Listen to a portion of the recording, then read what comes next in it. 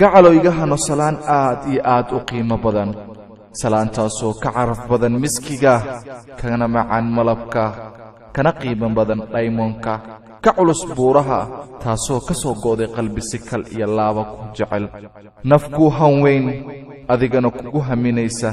doonaysa xilli kasta kasbashada qalbigaaga qaaliga ah ee aad ka u macaan gacaliso waad la yaabi doontaa sababahan kuugu soo duubay codkayga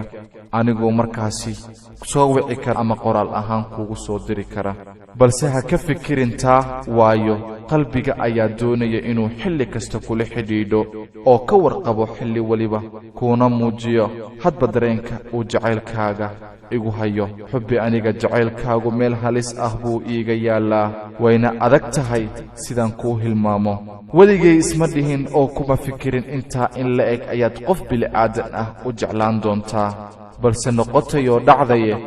inaan sidaa kuu jeclaadee macaan ha noqon mid igu cidlaysa jacaylkani aadka u macaanka badan oo meel bannaana iiga dhaqaaqda qalbigaygu wuxuu ilaashadaa naftaada si uu u hanto jacayl waara anigu waxaan ahay adiga ee qaali adna noqo aniga